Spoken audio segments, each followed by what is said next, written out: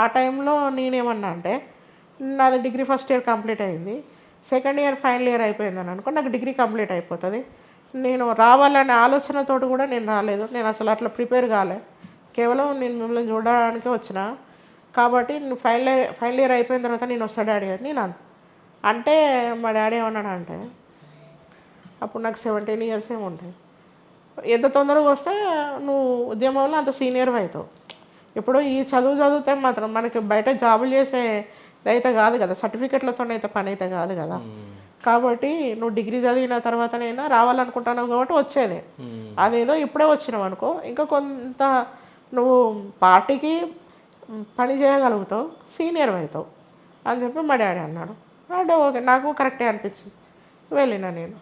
వెళ్ళినాక వీళ్ళని ఇంటికి పంపించిండు, వీళ్ళిద్దరిని పంపించిన తర్వాత వీళ్ళకి ఒక టైం కూడా, ఒక 1 మంత్ టైం ఏమో కూడా పెట్టిండు.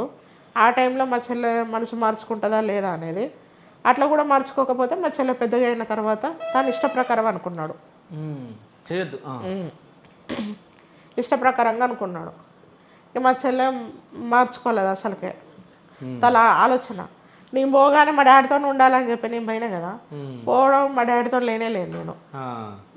నన్ను ఈ రమేష్ అంకుల్ వాళ్ళకి, జిలానీ ఆంటీ వాళ్ళకి ఇచ్చి, మా డాడీ వేరే పని ఉన్నది, సిస్టమ్ వర్క్ ఉన్నది, వేరే ల్యాప్టాప్స్ వచ్చేది ఉన్నది, నేను వాటి కోసం పోతాను, నేను ఎగ్జాక్ట్లీ ఈ డేటు ఇన్ని రోజులకు కలుస్తాను నేను నీకు అని చెప్పి పోయిండు.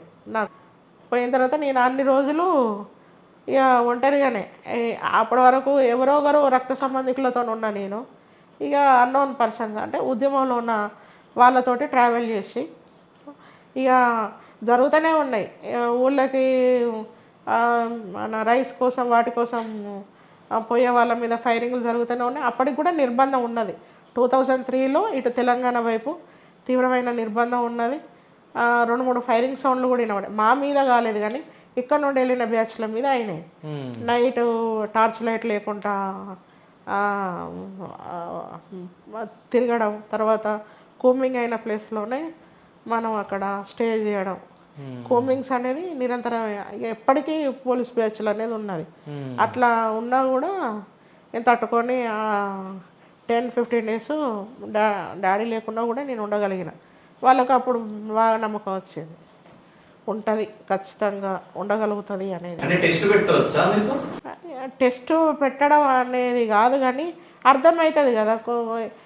ఫుడ్ లేకుండా, ఫుడ్ లేదు ఒక్కొక్క రోజు ఆ 10-15 డేస్లో కూడా లేకుండా బిస్కెట్ ప్యాకెట్లు తిని బతికిన సందర్భాలు ఉన్నాయి. ఇప్పుడు మురికి నీళ్ళ టైప్ ఉంటాయి కదా, ఆ నీళ్ళని వేడి చేసుకొని కూడా బతికిన సందర్భాలు ఉన్నాయి. అప్పటికి నేను బతికిన లైఫ్కు ఆ లైఫ్కు టోటల్లీ డిఫరెన్స్. నాకు అసలు ఇంటి దగ్గర ఖర్చు పెట్టడం కూడా రాదు, వంట చేయడం కూడా రాదు నాకు అసలు. ఇక టోటల్లీ డిఫరెంట్ లైఫ్ కాబట్టి వీటిని ఫైరింగ్, శత్రు నిర్బంధం, ఎవరైనా కానీ ప్రాణాలకు భయపడతారు కొంతమంది. ఫైరింగ్ కాగానే కొంతమంది వెళ్ళిపోతారు. అయినా ఇవ్వ నిలబడ్డది అని చెప్పేది వాళ్ళకు మైండ్లో ఫిక్స్ అయి ఉన్నది కానీ నాతో చెప్పలే. 10-15 డేస్ తర్వాత డాడీ ఉన్న గణేష్ అంకుల్ ఇద్దరు కలిసి కంబైన్డ్గా మాకు కలిసిళ్ళు. కలిస్తే వాళ్ళు మాట్లాడుకున్నారట. నాకు డాడీ చెప్పిన ముచ్చట ఇక తీసుకొని మేము కర్రగుట్టల వైపు మేము వెళ్ళినాం. ఇక గణేష్ అంకుల్, నేను, డాడీ, మాతో పాటు ఇంకొక 3-4 వచ్చిళ్ళు. వెళ్తున్న క్రమంలో పోలీసు నుండి కూడా దాటుకొని, అంటే ఫైరింగ్ జరగలేదు కానీ అక్కడ ఉన్నది అనేది ఇన్ఫర్మేషన్. అట్లా నైట్ పూట గోదావరి దాటి ఏది అది బుట్ట లెక్క ఉంటుంది, అలా కూర్చోబెట్టుకొని అది ఇట్లా అట్లా అవుతా అంటే నేను అరవడం, డాడీ అరుస్తా అంటే వద్దు అరవద్దు పోలీసు ఉంటుంది వినబడుతుంది, వాళ్ళు ఇట్లా కూర్చుంటారు, అందరం చనిపోతాం తెలుసా, నువ్వు టెన్షన్ పడి అంటే బుట్ట ఇట్లా అయినా కానీ గోదావరిలో మునిగి చనిపోతాం అని చెప్పాడంటే ఒకటే ఫిక్స్ అయినా. మా డాడీ నాతో ఉన్నాడు కదా, ఇక నాకెందుకు అని చెప్పి చేయి పట్టుకొని గట్టిగా ఉన్నా. మనకు అప్పటికి నదులు దాటిన అనుభవాలు లేవు, అట్లాంటి లైఫే అనుభవం అంటే లేదు. పోయినావు వచ్చినావు అంటే వాళ్ళు ఎక్కడనైతే క్యాంప్ వేసుకున్నారో, క్యాంప్ వేసుకున్నప్పుడు 10 రోజులు ఉండేది. మేము ఆ 10 రోజులు వాళ్ళతో ఉండేది, ఒక హాస్టల్ లైఫ్ లాగా గడిపేది. మేము వచ్చేది ఇట్లా రోజు నడవడం ఇదంతా ఏదైతే ఉన్నదో అది నాకు ఫస్ట్ అన్నట్టు అప్పుడు. ఇక దాని తర్వాత గోదావరి దాటినాం, కర్రగుట్టల వైపు వచ్చినాక గోదావరికి వైపు యువతల వైపు ఫుడ్ ఒకలాగా ఉన్నది, దాటిన తర్వాత ఫుడ్ ఒకలాగున్నది. ఛత్తీస్గఢ్ బార్డర్ వెళ్ళిపోయారు కదా మీరు. ఇక దానికి దీనికే క్వైట్ ఆపోజిట్ ఉన్నది. వాళ్ళు ఇంత తెచ్చిపెట్టినా కూడా తినలేని పొజిషన్ అన్నట్టు. ఎందుకంటే సైద్ధాన్ని బ్రెయిన్లతో ఎట్లా మెదాలా అలా అనేది ఏం తెలియదు. నేను ఇంటి దగ్గర ఉన్నప్పుడు పార్టీకి సంబంధించింది ఏ కవర్ సంఘాలలో ఉండి ఎట్లా ఉండి నేను బుక్స్ చదివిందని కాదు, ఎట్లా బిహేవ్ చేయాలనేది నాకు తెలియదు. నాకు నచ్చలేదని చెప్పి ముఖం మీదనే నేనంటే మా డాడీ ఇట్లా చూసేది అన్నట్టు, అట్లా అనొద్దు, ఫీల్ అవుతారు, వాళ్ళు ఏది పెడితే మనం అది తినాలి అని చెప్తాడు. ఇట్లా అనొద్దా, ఇట్లా ఫీల్ అవుతారా అని చెప్పి ఇష్టం ఉన్నా లేకుండా ఇక తిని అలవాటు చేసుకున్నాం. ఇక నడిచి నడిచి కాళ్ళు కూడా వాసినాయి. టాబ్లెట్లు వేసుకుంటా, జండుబాం పెట్టుకొని వేడినీళ్ళతోని కడుక్కుంటా అట్లా మేము ఎక్కడైతే క్యాంప్ ఉందో ఆ క్యాంప్ కాడికి మేము రీచ్ అయినాం అన్నట్టు. రీచ్ అయిన తర్వాత అక్కడ ఏజెన్సీ మెంబర్లు అందరూ అప్పుడు అక్కడ ఉన్నారు. ఆడ వాళ్ళకి మీటింగ్ జరిగింది. మా డాడీ అక్కడ ప్రెస్కు ఇన్ఛార్జ్గా ఉండే. ఇక అక్కడ నుండి నాతో పాటు సంతోష్ నాకంటే పెద్ద అన్నయ్య, డాడీని కూడా డాడీ అని పిలిచేది, భాస్కర్ డాడీ అని. బుట్టాయి కూడా సరెండర్ అయ్యండి అతను. తను నేను ఇద్దరం మెంబర్లో ఉండి చేసినాం. డాడీ మాకు ఇన్ఛార్జ్గా ఉన్నాడు. మా డాడీకి ఇన్ఛార్జ్ ఇప్పుడు సరెండర్ అయిన జినుగు నరసింహారెడ్డి గారు ఉన్నారు కదా, జంపన్న అంకులు, ఆయన ఉత్తర తెలంగాణ స్పెషల్ జోనల్ కమిటీ కార్యదర్శి అని సిసి మెంబరు. అందరికీ ఇన్ఛార్జ్ ఆయనే అన్నట్టు. ఆయన తర్వాత మా డాడీకి తర్వాత మేము అన్నట్టు.